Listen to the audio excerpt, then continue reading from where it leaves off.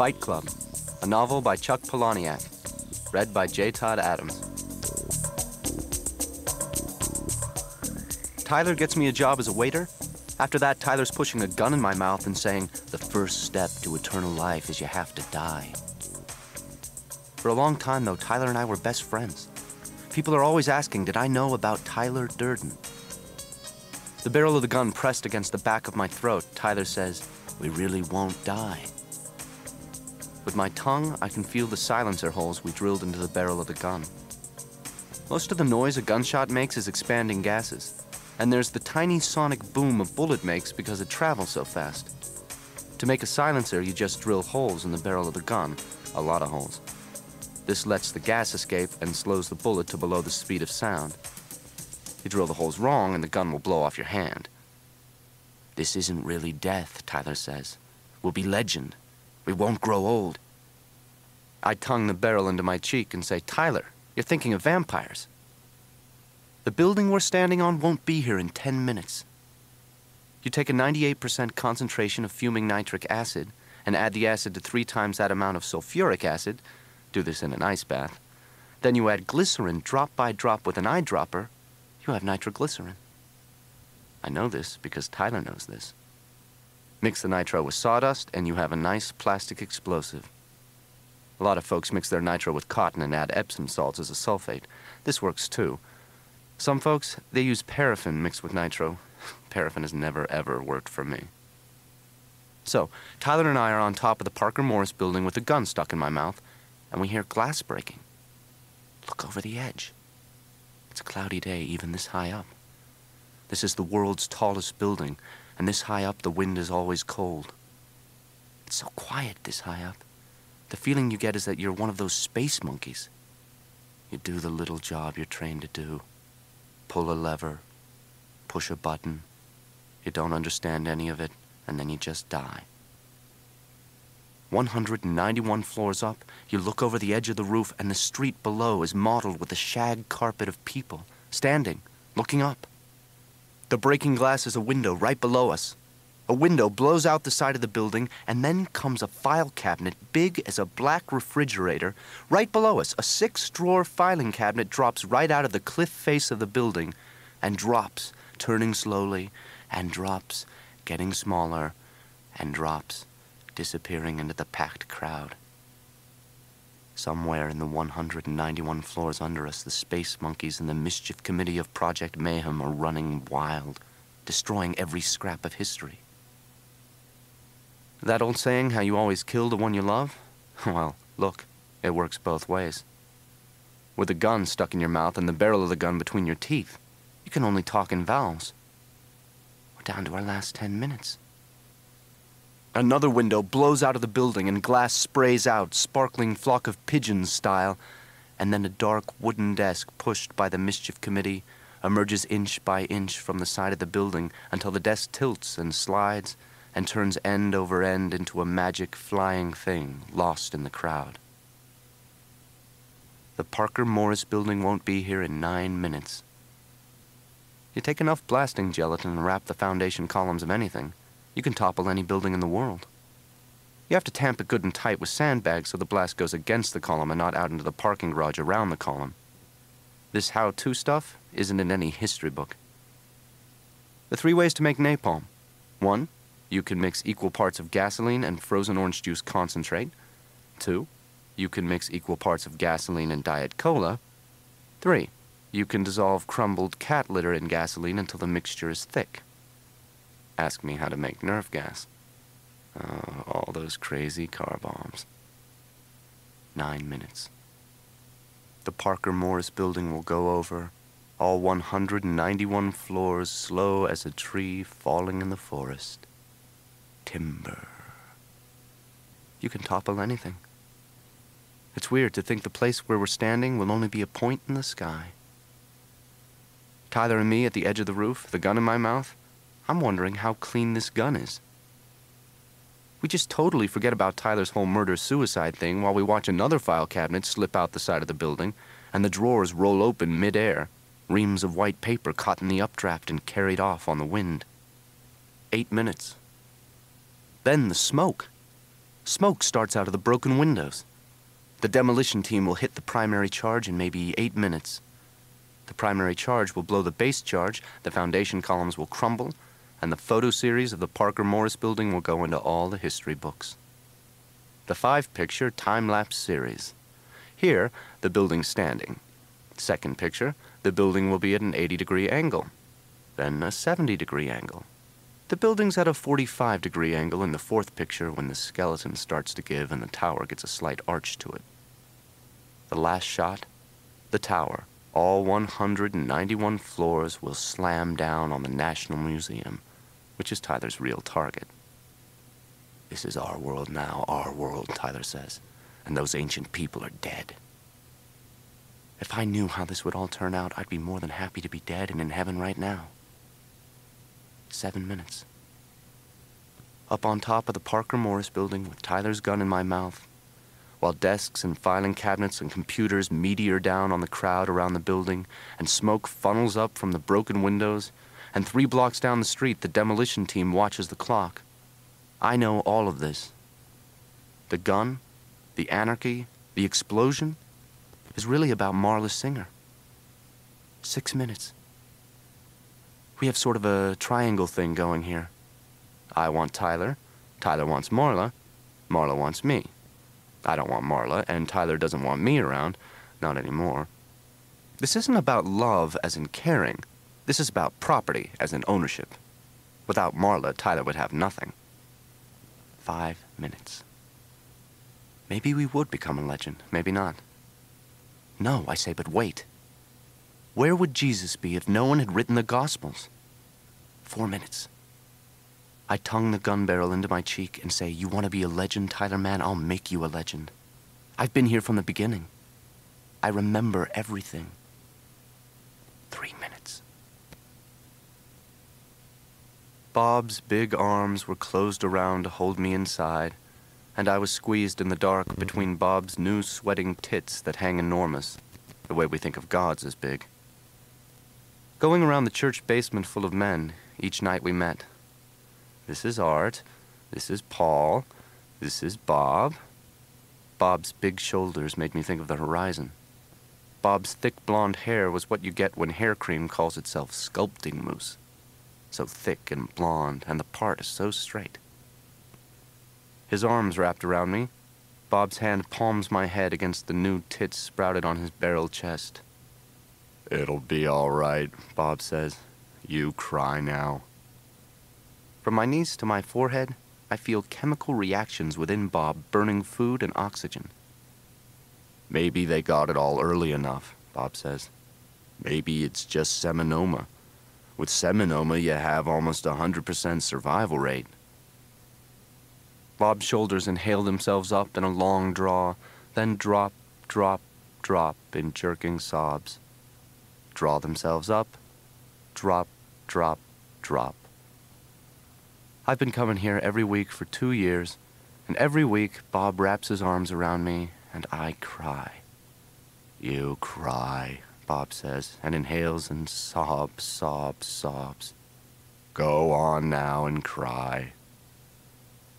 The big wet face settles down on the top of my head, and I am lost inside. This is when I'd cry. Crying is right at hand in the smothering dark, closed inside someone else, when you see how everything you can ever accomplish will end up as trash. Anything you're ever proud of will be thrown away, and I'm lost inside. This is as close as I've been to sleeping in almost a week. This is how I met Marla Singer. Bob cries because 6 months ago his testicles were removed. Then hormone support therapy. Bob has tits because his testosterone ration is too high. Raise the testosterone level too much, your body ups the estrogen to seek a balance. This is when I'd cry because right now, your life comes down to nothing. Not even nothing. Oblivion.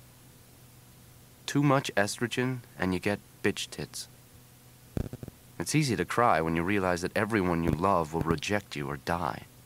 On a long enough timeline, the survival rate for everyone will drop to 0. Bob loves me because he thinks my testicles were removed too. Around us in the Trinity Episcopal basement with the thrift store plaid sofas are maybe 20 men and only one woman. All of them clung together in pairs, most of them crying. Some pairs lean forward, heads pressed ear to ear the way wrestlers stand, locked. The man with the only woman plants his elbows on her shoulders, one elbow on either side of her head between his hands, and his face crying against her neck. The woman's face twists off to one side, and her hand brings up a cigarette. I peek out from under the armpit of Big Bob. "All my life," Bob cries. "Why I do anything, I don't know." The only woman here at Remaining Men Together, the testicular cancer support group, this woman smokes her cigarette under the burden of a stranger, and her eyes come together with mine. Faker, faker, faker. Short, matte black hair, big eyes the way they are in Japanese animation, skim milk thin, buttermilk sallow in her dress with a wallpaper pattern of dark roses. This woman was also in my tuberculosis support group Friday night. She was in my melanoma round table Wednesday night. Monday night she was in my firm believers leukemia rap group. The part down the center of her hair is a crooked lightning bolt of white scalp. When you look for these support groups, they all have vague, upbeat names. My Thursday evening group for blood parasites, it's called Free and Clear. The group I go to for brain parasites is called Above and Beyond. And Sunday afternoon at Remaining Men Together in the basement of Trinity Episcopal, this woman is here. Again. Worse than that, I can't cry with her watching. This should be my favorite part. Being held and crying with Big Bob without hope. We all work so hard all the time. This is the only place I ever really relax and give up. This is my vacation. I went to my first support group 2 years ago, after I'd gone to my doctor about my insomnia again. 3 weeks, and I hadn't slept. 3 weeks without sleep, and everything becomes an out-of-body experience. My doctor said, "Insomnia is just the symptom of something larger. Find out what's actually wrong. Listen to your body." I just wanted to sleep. I wanted little blue amytal sodium capsules, 200 milligram sized. I wanted red and blue Tuinol bullet capsules, lipstick red Secanols. My doctor told me to chew valerian root and get more exercise. Eventually, I'd fall asleep. The bruised old fruit way my face had collapsed, you would have thought I was dead. My doctor said if I wanted to see real pain, I should swing by First Eucharist on a Tuesday night. See the brain parasites. See the degenerative bone diseases, the organic brain dysfunctions. See the cancer patients getting by. So I went. The first group I went to, there were introductions. This is Alice, this is Brenda, this is Dover. Everyone smiles with that invisible gun to their head. I never give my real name at support groups. The little skeleton of a woman named Chloe with the seat of her pants hanging down sad and empty. Chloe tells me the worst thing about her brain parasites was no one would have sex with her. Here she was, so close to death that her life insurance policy had paid off with $75,000, and all Chloe wanted was to get laid for the last time. Not intimacy, sex. What does a guy say? What can you say, I mean? All this dying had started with Chloe being a little tired, and now Chloe was too bored to go in for treatment. Pornographic movies, she had pornographic movies at home in her apartment. During the French Revolution, Chloe told me, the women in prison, the duchesses, baronesses, marquises, whatever, they would screw any man who'd climb on top. Chloe breathed against my neck. Climb on top. Pony up, did I know. Screwing past the time. La petite mort, the French called it. Chloe had pornographic movies, if I was interested. Amyl nitrate. Lubricants. Normal times I'd be sporting an erection. Our Chloe, however, is a skeleton dipped in yellow wax. Chloe looking the way she is, I am nothing. Not even nothing. Still, Chloe's shoulder pokes mine when we sit around a circle on the shag carpet. We close our eyes. This was her turn to lead us in guided meditation, and she talked us into the Garden of Serenity. Chloe talked us up the hill to the Palace of 7 Doors. Inside the palace were the 7 doors: the green door, the yellow door, the orange door, and Chloe talked us through opening each door: the blue door, the red door, the white door, and finding what was there. Eyes closed, we imagined our pain as a ball of white, healing light, floating around our feet and rising to our knees, our waist, our chest, our chakras opening. The heart chakra, the head chakra. Chloe talked us into caves where we met our power animal. Mine was a penguin. Ice covered the floor of the cave, and the penguin said, "Slide." Without any effort, we slid through tunnels and galleries. Then it was time to hug. Open your eyes. This was therapeutic physical contact, Chloe said. We should all choose a partner. Chloe threw herself around my head and cried. She had strapless underwear at home, and cried. Chloe had oils and handcuffs, and cried as I watched the second hand on my watch go around 11 times. So I didn't cry at my first support group 2 years ago. I didn't cry at my second or my third support group either. I didn't cry at blood parasites or bowel cancers or organic brain dementia. This is how it is with insomnia. Everything is so far away. A copy of a copy of a copy. The insomnia distance of everything, you can't touch anything and nothing can touch you. Then there was Bob. The first time I went to testicular cancer, Bob, the big moosey, the big cheese bread, moved in on top of me and remaining men together and started crying. The big moosey treed right across the room when it was hug time, his arms at his sides, his shoulders rounded, his big moosey chin on his chest, his eyes already shrink-wrapped in tears. Shuffling his feet, knees together in visible steps, Bob slid across the basement floor to heave himself on me. Bob pancaked down on me. Bob's big arms wrapped around me. Big Bob was a juicer, he said. All those salad days on Dianabol, and then the racehorse steroid Wistrol. His own gym. Big Bob owned a gym. He'd been married 3 times. He'd done product endorsements, and had I seen him on television ever? The whole how-to program about expanding your chest was practically his invention. Strangers with this kind of honesty make me go a big, rubbery one, if you know what I mean. Bob didn't know. Maybe only one of his huevos had ever descended, and he knew this was a risk factor. Bob told me about post-operative hormone therapy. A lot of bodybuilders shooting too much testosterone would get what they called bitch tits. I had to ask what Bob meant by huevos. Huevos, Bob said. Gonads, nuts, jewels, testes, balls. In Mexico, where you buy your steroids, they call them eggs. Divorce, divorce, divorce, Bob said, and showed me a wallet photo of himself, huge and naked at first glance, in a posing strap at some contest.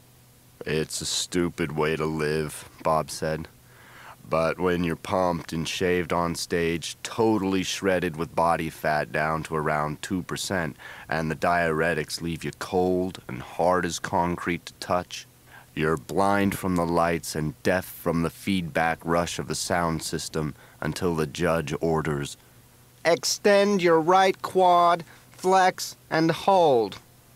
Extend your left arm, flex the bicep, and hold. This is better than real life. Fast forward, Bob said, to the cancer. Then he was bankrupt. He had 2 grown kids who wouldn't return his calls. The cure for bitch tits was for the doctor to cut up under the pectorals and drain any fluid. This was all I remember, because when Bob was closing in around me with his arms and his head was folding down to cover me, then I was lost inside oblivion, dark and silent and complete. And when I finally stepped away from his soft chest, the front of Bob's shirt was a wet mask of how I looked crying.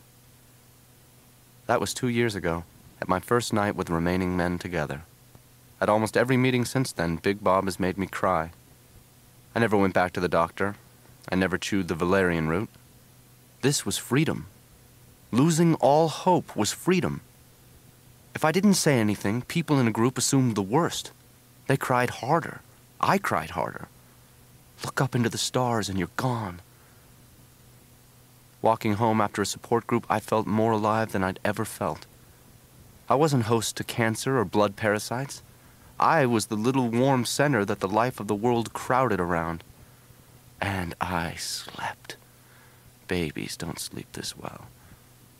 Every evening I died, and every evening I was born, resurrected. Until tonight. 2 years of success until tonight. Because I can't cry with this woman watching me. Because I can't hit bottom. I can't be saved. My tongue thinks it is flocked wallpaper. I'm biting the inside of my mouth so much. I haven't slept in 4 days. With her watching, I'm a liar. She's a fake. She's the liar. At the introductions tonight, we introduced ourselves. I'm Bob. I'm Paul. I'm Terry. I'm David. I never give my real name. This is cancer, right? She said. Then she said, well, hi. I'm Marla Singer. Nobody ever told Marla what kind of cancer. Then we were all busy cradling our inner child. The man still crying against her neck, Marla takes another drag on her cigarette. I watch her from between Bob's shuddering tits. To Marla, I'm a fake. Since the second night I saw her, I can't sleep. Still, I was the first fake, unless maybe all these people are faking with their lesions and their coughs and tumors. Even Big Bob, the big moosey, the big cheese bread. Would you just look at his sculpted hair? Marla smokes and rolls her eyes now. In this one moment, Marla's lie reflects my lie, and all I can see are lies. In the middle of all their truth. Everyone clinging and risking to share their worst fear, that their death is coming head on and the barrel of a gun is pressed against the back of their throats.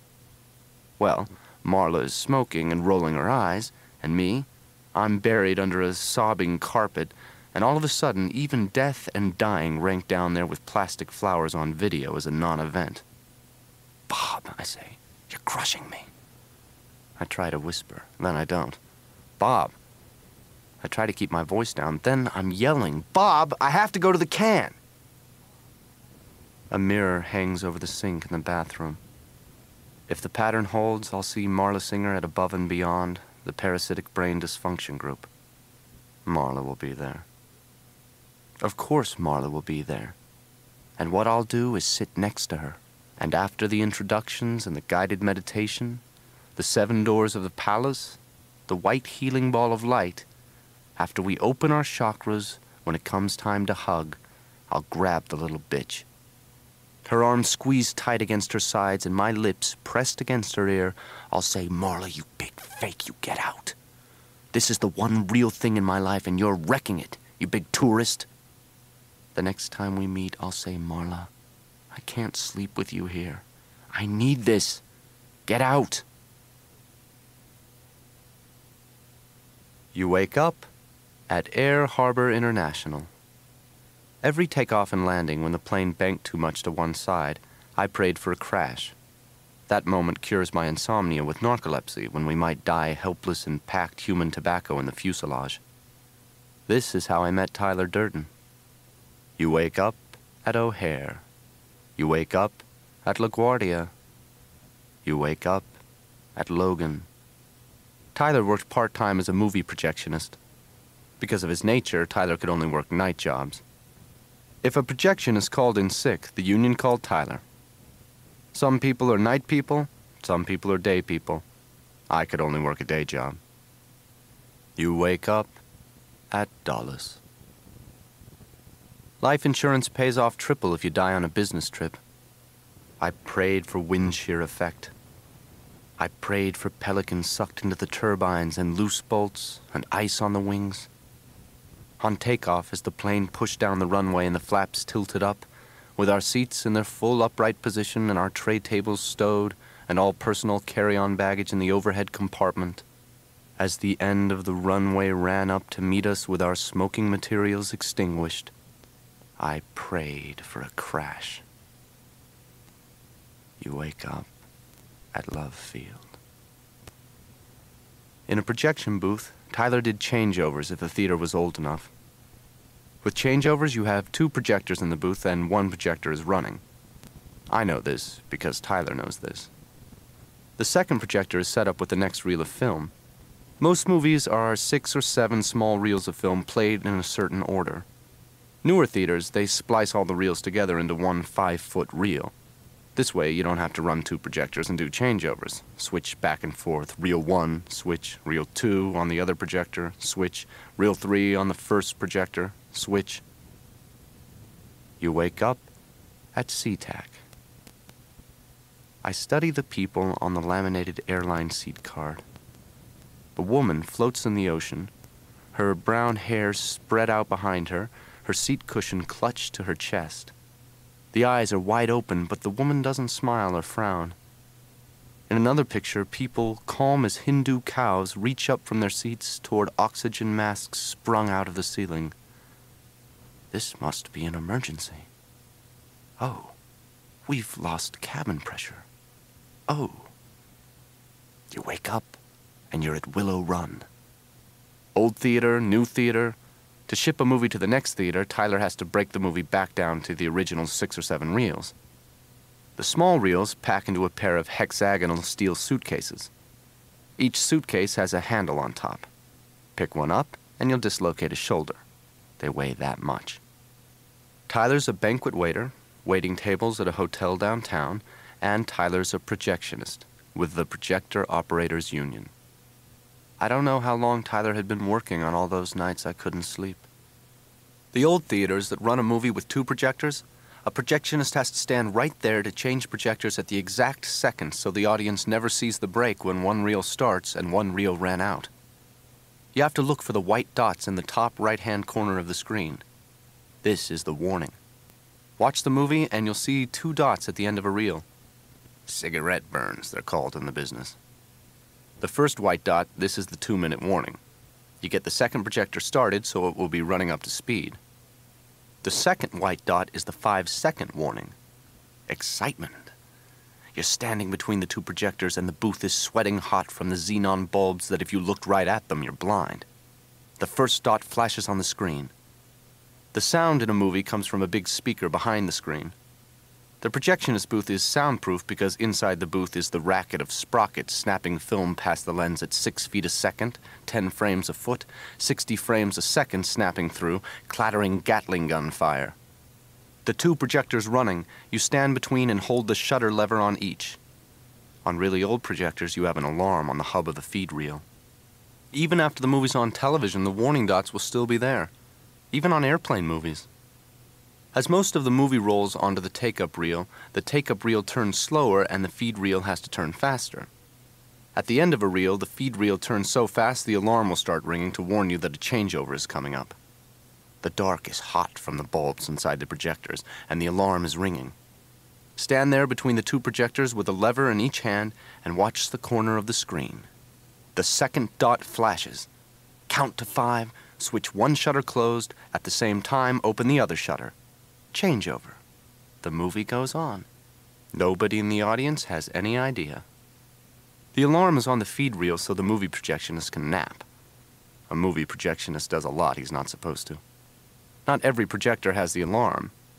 At home, you'll sometimes wake up in your dark bed with a terror you've fallen asleep in the booth and missed a changeover. The audience will be cursing you. The audience, their movie dream is ruined, and the manager will be calling the union. You wake up at Crissy Field. The charm of traveling is everywhere I go. Tiny life. I go to the hotel, tiny soap, tiny shampoos, single-serving butter, tiny mouthwash, and a single-use toothbrush. Fold into the standard airplane seat. You're a giant. The problem is your shoulders are too big. Your Alice in Wonderland legs are all of a sudden miles so long they touch the feet of the person in front.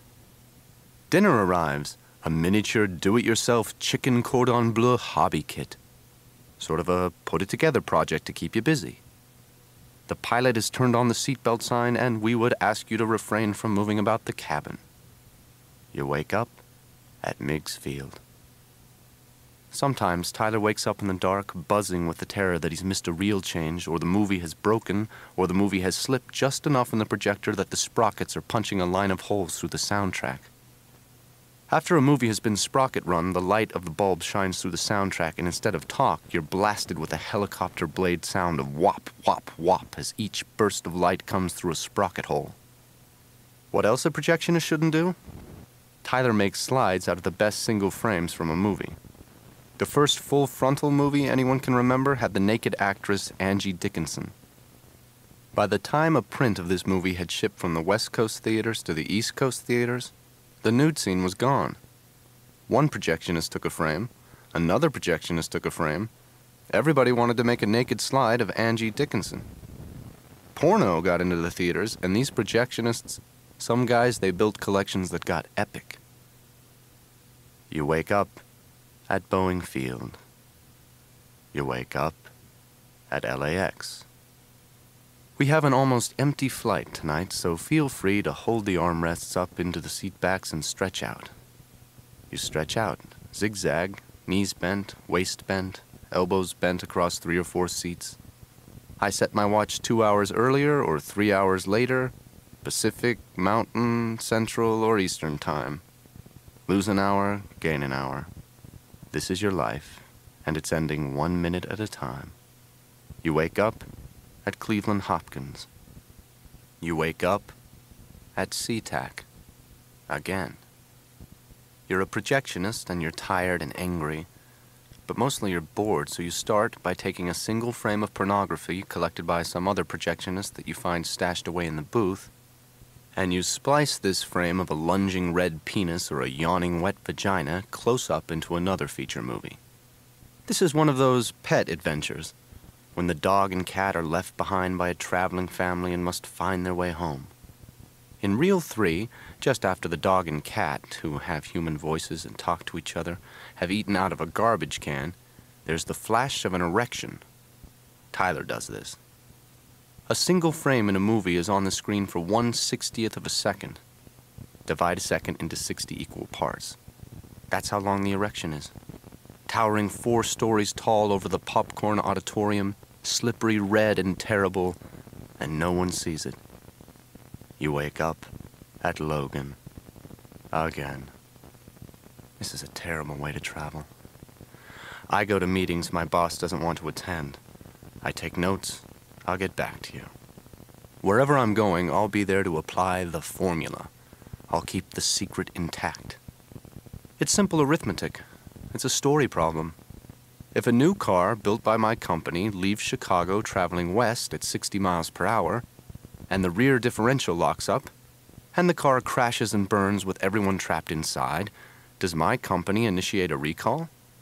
You take the population of vehicles in the field, A, and multiply it by the probable rate of failure, B, then multiply the result by the average cost of an out-of-court settlement, C.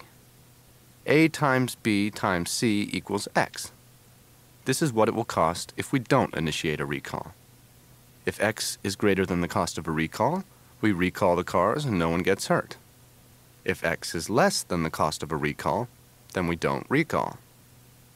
Everywhere I go, there's the burned-up, wadded-up shell of a car waiting for me. I know where all the skeletons are. Consider this my job security.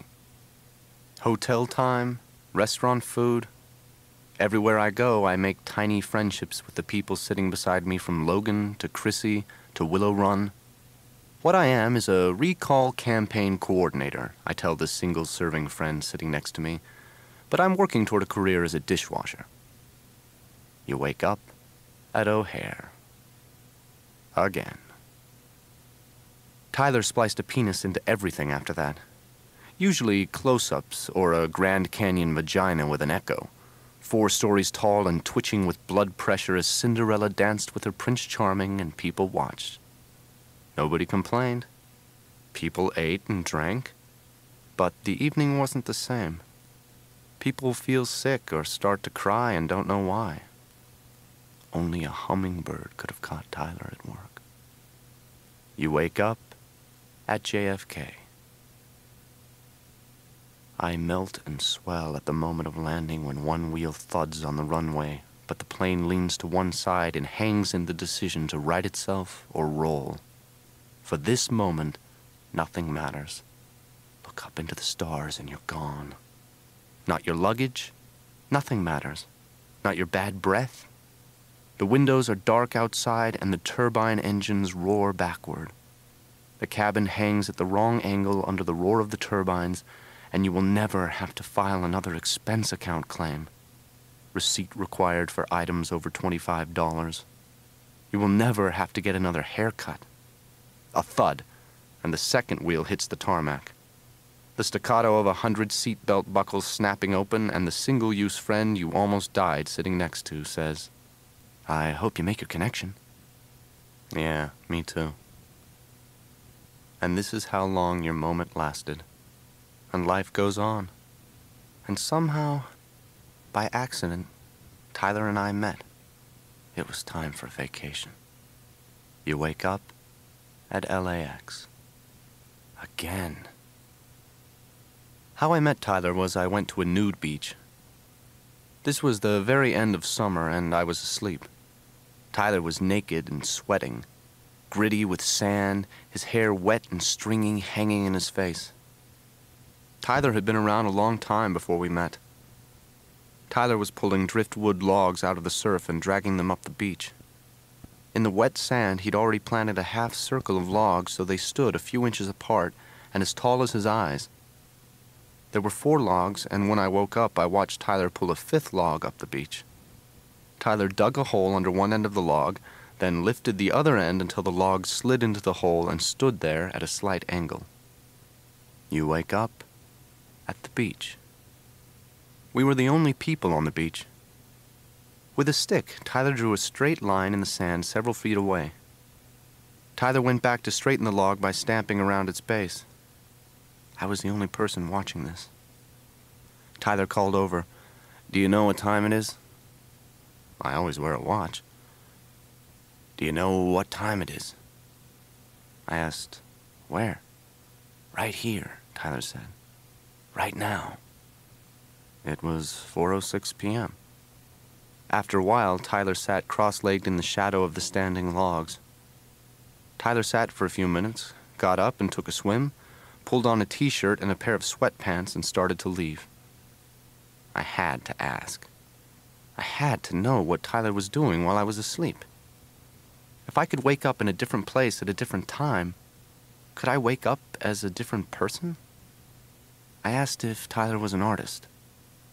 Tyler shrugged and showed me how the 5 standing logs were wider at the base. Tyler showed me the line he'd drawn in the sand and how he'd used the line to gauge the shadow cast by each log. Sometimes you wake up and have to ask where you are.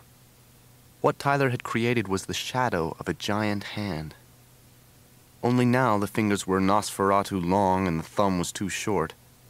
But he said how at exactly 4:30 the hand was perfect.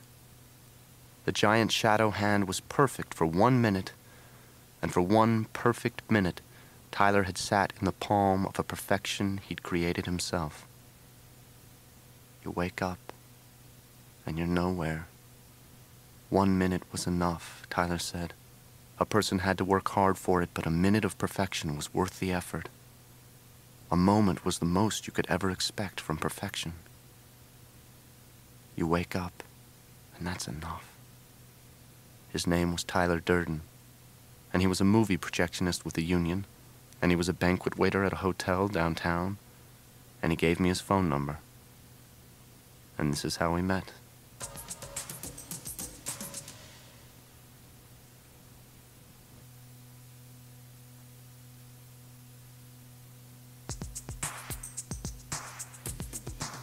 All the usual brain parasites are here tonight. Above and Beyond always gets a big turnout. This is Peter. This is Aldo. This is Marcy. Hi. The introductions. Everybody, this is Marla Singer, and this is her first time with us. Hi, Marla. At Above and Beyond, we start with the catch-up rap. The group isn't called Parasitic Brain Parasites. You'll never hear anyone say parasite. Everybody is always getting better. Oh, this new medication. Everyone's always just turned the corner. Still, everywhere there's the squint of a 5-day headache. A woman wipes at involuntary tears. Everyone gets a name tag, and people you've met every Tuesday night for a year, they come at you, handshake hand ready, and their eyes on your name tag. I don't believe we've met. No one will ever say parasite. They'll say agent. They don't say cure. They'll say treatment. In catch-up rap, someone will say how the agent has spread into his spinal column, and now all of a sudden he'll have no control of his left hand. The agent, someone will say, has dried the lining of his brain, so now the brain pulls away from the inside of his skull, causing seizures. The last time I was here, the woman named Chloe announced the only good news she had. Chloe pushed herself to her feet against the wooden arms of her chair and said she no longer had any fear of death. Tonight, after the introductions and catch-up rap, a girl I don't know with a name tag that says Glenda says she's Chloe's sister and that at 2 in the morning last Tuesday, Chloe finally died. Oh, this should be so sweet. For 2 years, Chloe's been crying in my arms during hug time, and now she's dead. Dead in the ground, dead in an urn, mausoleum, columbarium. Oh, the proof that one day you're thinking and hauling yourself around, and the next you're cold fertilizer, worm buffet. This is the amazing miracle of death, and it should be so sweet if it weren't for, that one, Marla. Oh, and Marla's looking at me again, singled out among all the brain parasites. Liar. Faker. Marla's the faker. You're the faker. Everyone around, when they wince or twitch and fall down barking and the crotch of their jeans turns dark blue, well, it's all just a big act. Guided meditation all of a sudden won't take me anywhere tonight. Behind each of the 7 palace doors, the green door, the orange door, Marla. The blue door, Marla stands there. Liar. In the guided meditation through the cave of my power animal is Marla. Smoking her cigarette, Marla. Rolling her eyes, liar. Black hair and pillowy French lips, faker. Italian dark leather sofa lips. You can't escape. Chloe was the genuine article. Chloe was the way Joni Mitchell's skeleton would look if you made it smile and walk around a party being extra special nice to everyone. Picture Chloe's popular skeleton the size of an insect running through the vaults and galleries of her innards at 2 in the morning. Her pulse, a siren overhead, announcing, "Prepare for death in 10, in 9, in 8 seconds. Death will commence in 7, 6. At night, Chloe ran around the maze of her own collapsing veins and burst tubes spraying hot lymph. Nerves surface as tripwires in the tissue. Abscesses swell in the tissue around her as hot white pearls. The overhead announcement, "Prepare to evacuate bowels in 10, in 9, 8, 7. Prepare to evacuate soul in 10, in 9, 8. Chloe splashing through the ankle-deep backup of renal fluid from her failed kidneys. Death will commence in 5, 5, 4, 4. Around her parasitic life spray paints her heart. 4, 3, 3, 2. Chloe climbs hand over hand up the curdled lining of her own throat. Death to commence in 3, in 2. Moonlight shines in through the open mouth. Prepare for the last breath. Now. Evacuate. Now. Soul clear of body. Now. Death commences. Now. Ah, this should be so sweet. The remembered warm jumble of Chloe still in my arms and Chloe dead somewhere. But no, I'm watched by Marla. In guided meditation, I open my arms to receive my inner child, and the child is Marla smoking her cigarette. No white healing ball of light. Liar. No chakras. Picture your chakras opening as flowers, and at the center of each is a slow-motion explosion of sweet light.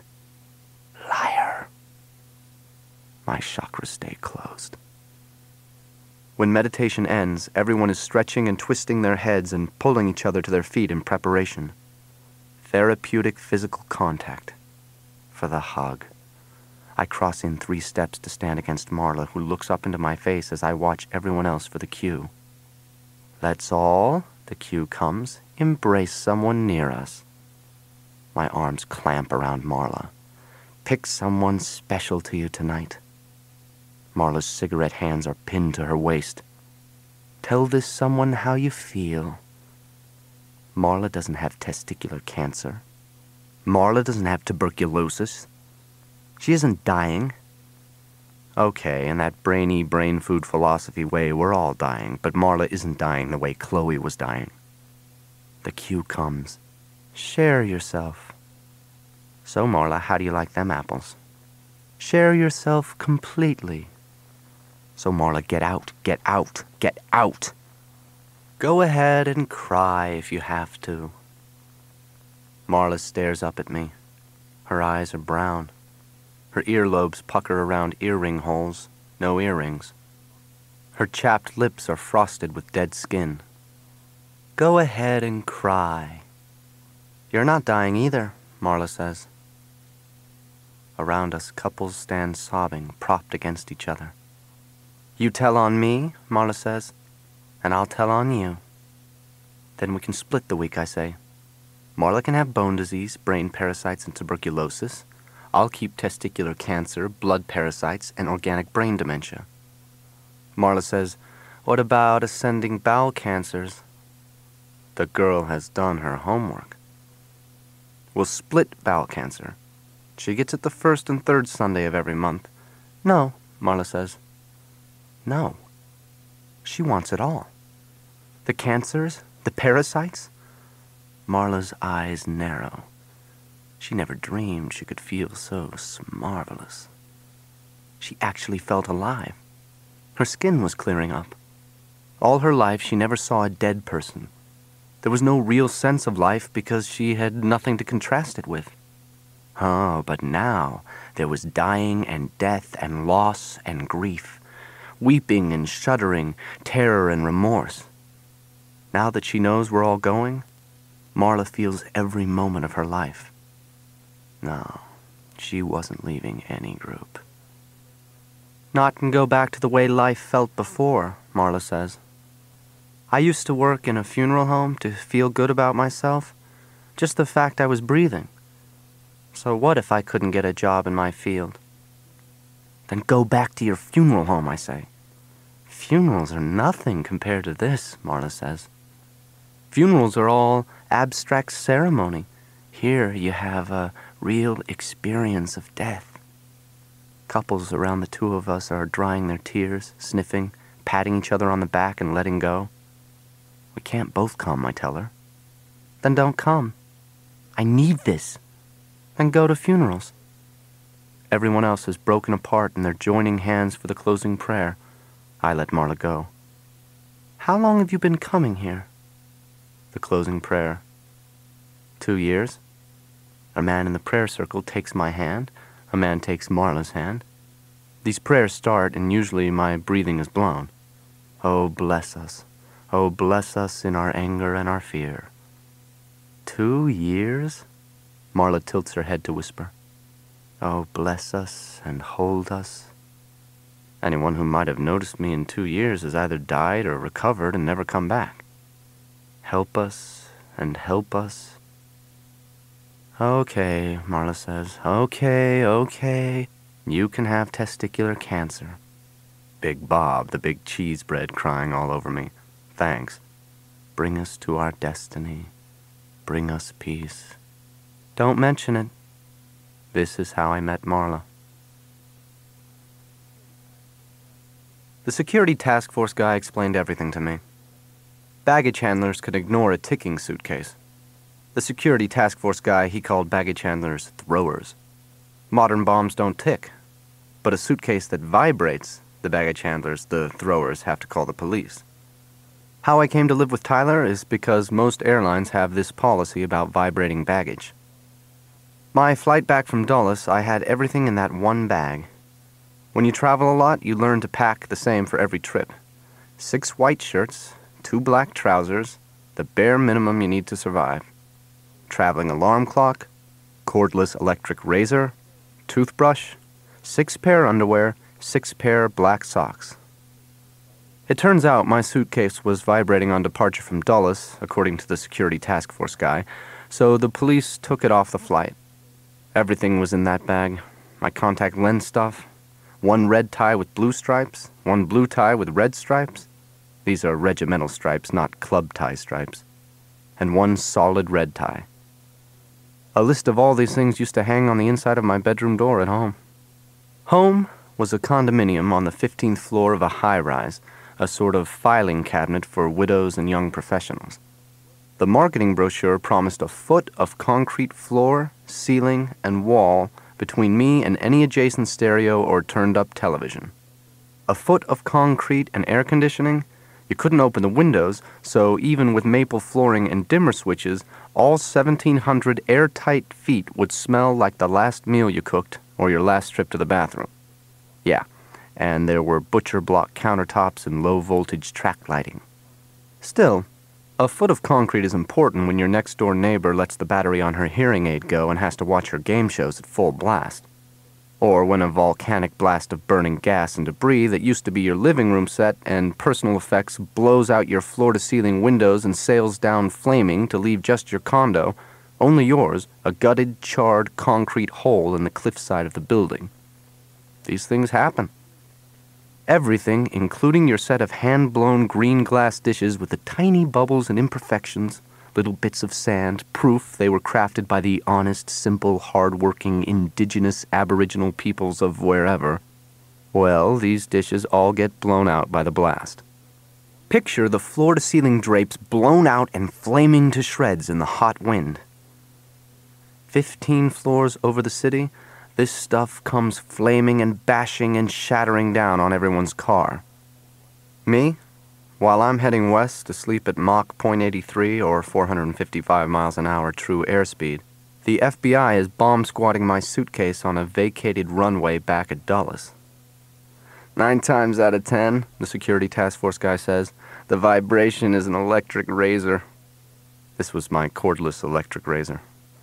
The other time, it's a vibrating dildo. The security task force guy told me this. This was at my destination without my suitcase, where I was about to cab it home and find my flannel sheets shredded on the ground. Imagine, the task force guy says, telling a passenger on arrival that a dildo kept her baggage on the East Coast. Sometimes it's even a man. It's airline policy not to imply ownership in the event of a dildo. Use the indefinite article. A dildo, never your dildo. Never ever say the dildo accidentally turned itself on. A dildo activated itself and created an emergency situation that required evacuating your baggage. Rain was falling when I woke up for my connection in Stapleton. Rain was falling when I woke up on our final approach to home. An announcement told us to please take this opportunity to check around our seats for any personal belongings we might have left behind. Then the announcement said my name. Would I please meet with an airline representative waiting at the gate? I set my watch back 3 hours, and it was still after midnight. There was the airline representative at the gate, and there was the security task force guy to say, your electric razor kept your checked baggage at Dulles. The task force guy called the baggage handlers throwers. Then he called them rampers. To prove things could be worse, the guy told me at least it wasn't a dildo. Then, maybe because I'm a guy and he's a guy and it's 1 o'clock in the morning, maybe to make me laugh, the guy said industry slang for flight attendant was space waitress, or air mattress. It looked like the guy was wearing a pilot's uniform, white shirt with little epaulets and a blue tie. My luggage had been cleared, he said, and would arrive the next day. The security guy asked my name and address and phone number, and then he asked me what was the difference between a condom and a cockpit. You can only get one prick into a condom, he said. I cabbed home on my last $10. The local police had been asking a lot of questions, too. My electric razor, which wasn't a bomb, was still 3 time zones behind me.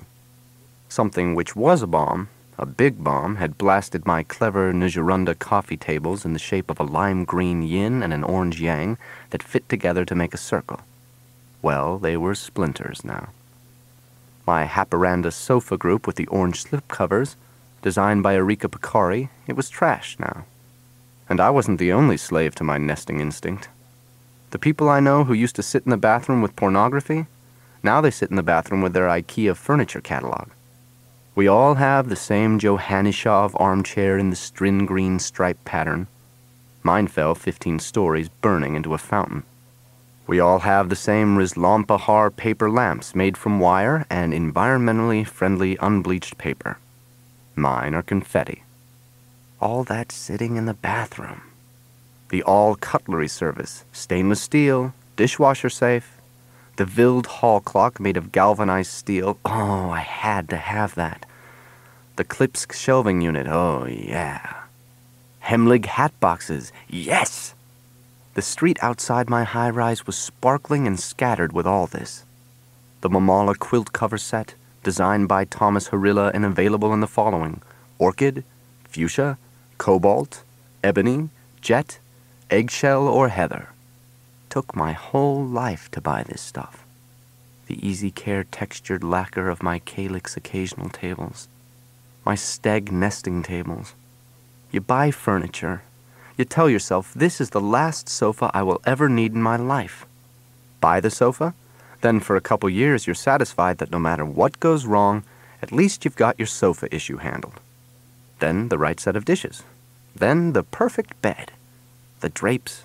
The rug. Then you're trapped in your lovely nest, and the things you used to own, now they own you. Until I got home from the airport. The doorman steps out of the shadows to say there's been an accident. The police. They were here and asked a lot of questions. The police think maybe it was the gas. Maybe the pilot light on the stove went out, or a burner was left on, leaking gas, and the gas rose to the ceiling, and the gas filled the condo from ceiling to floor in every room. The condo was 1,700 square feet with high ceilings, and for days and days the gas must have leaked until every room was full. When the rooms were filled to the floor, the compressor at the base of the refrigerator clicked on. Detonation. The floor-to-ceiling windows in their aluminum frames went out, and the sofas and the lamps and dishes and sheet sets in flames, and the high school annuals and the diplomas and telephone, everything blasting out from the 15th floor in a sort of solar flare. Oh, not my refrigerator. I'd collected shelves full of different mustards, some stone ground, some English pub style. There were 14 different flavors of fat-free salad dressing and 7 kinds of capers. I know. A house full of condiments and no real food. The doorman blew his nose and something went into his handkerchief with a good slap of a pitch into a catcher's mitt. You go up to the 15th floor, the doorman said, but nobody could go into the unit. Police orders. The police had been asking, did I have an old girlfriend who'd want to do this, or did I make an enemy of somebody who had access to dynamite? It wasn't worth going up, the doorman said.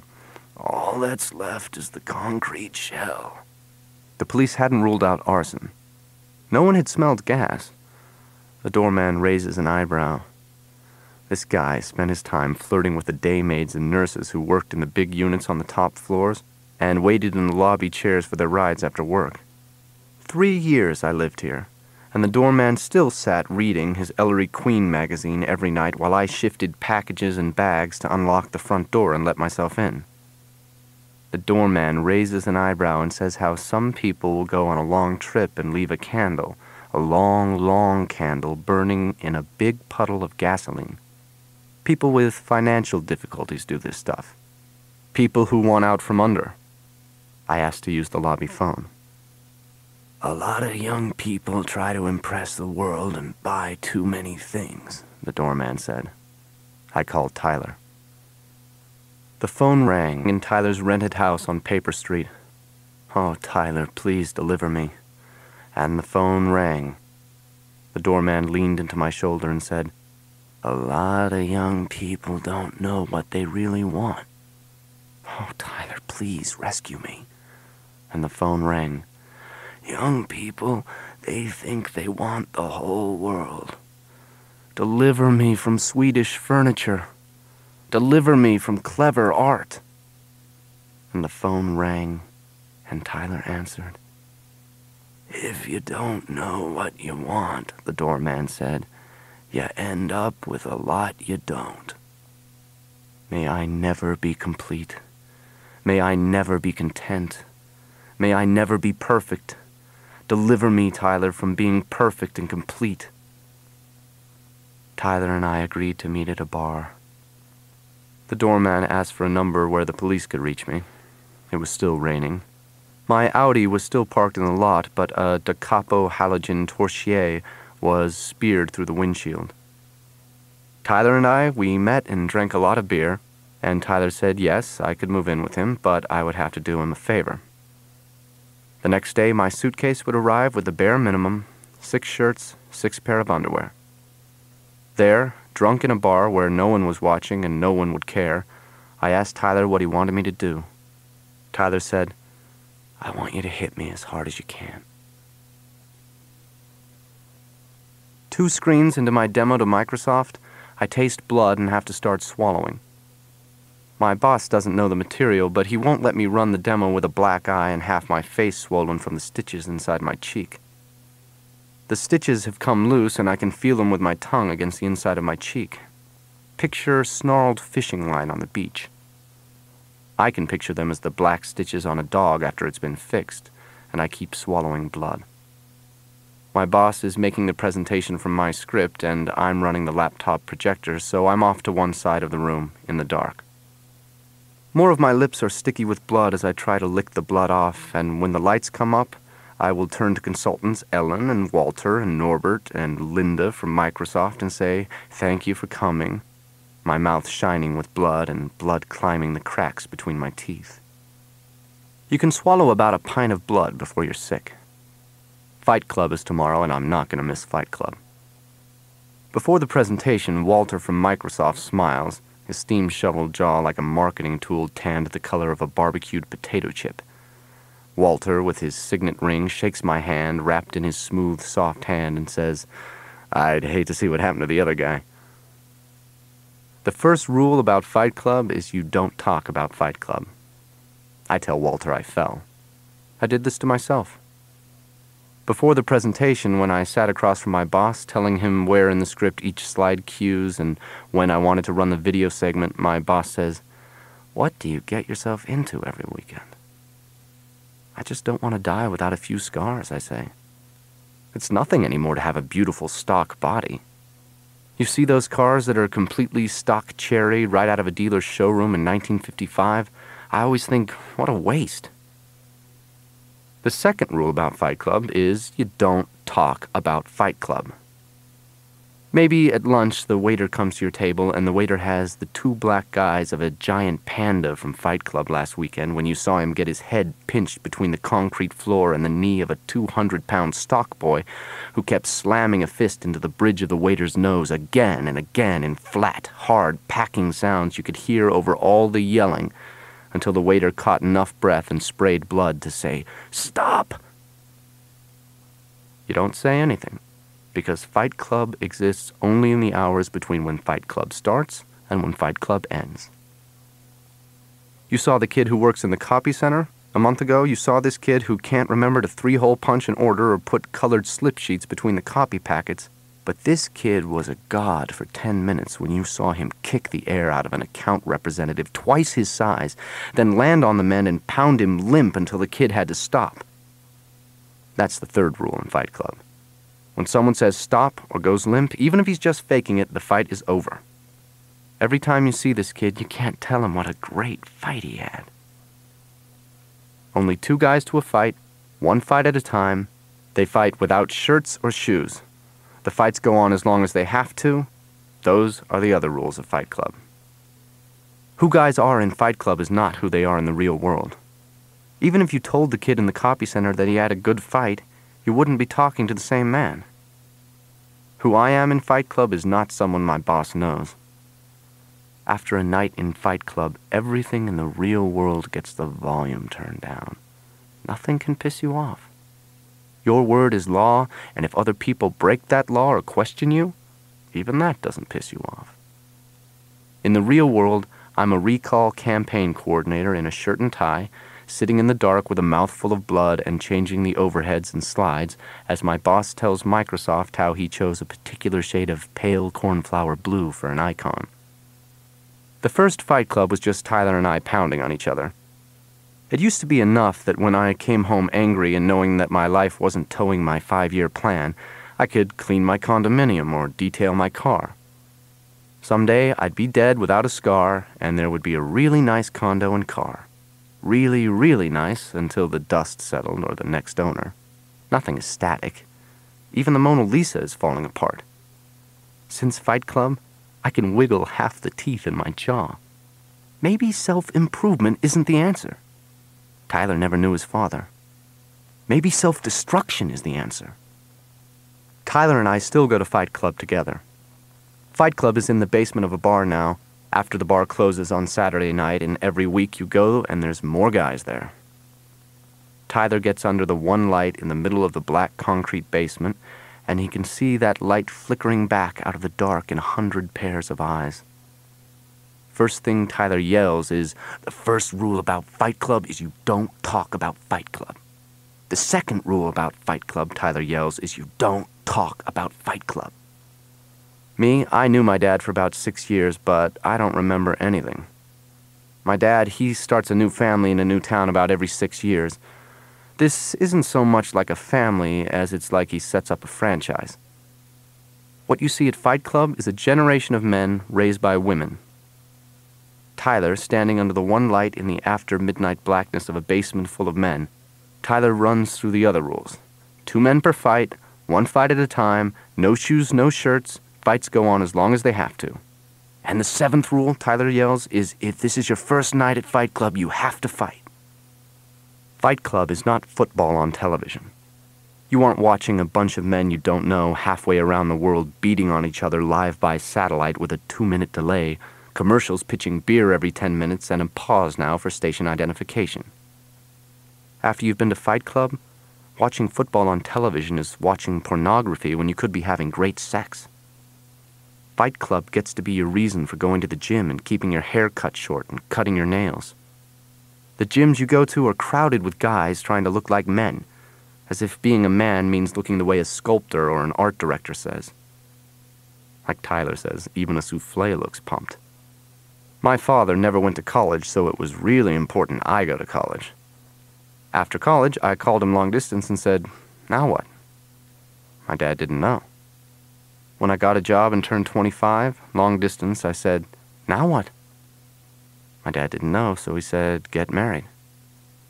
I'm a 30-year-old boy, and I'm wondering if another woman is really the answer I need.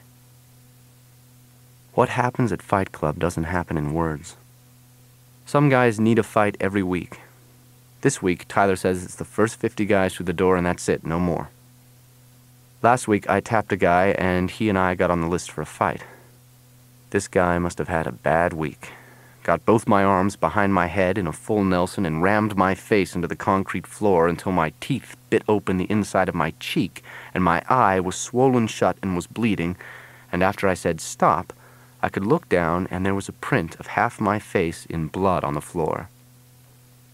Tyler stood next to me, both of us looking down at the big O of my mouth with blood all around it and the little slit of my eye staring up at us from the floor, and Tyler says, "Cool." I shake the guy's hand and say, "Good fight." This guy, he says, "How about next week?"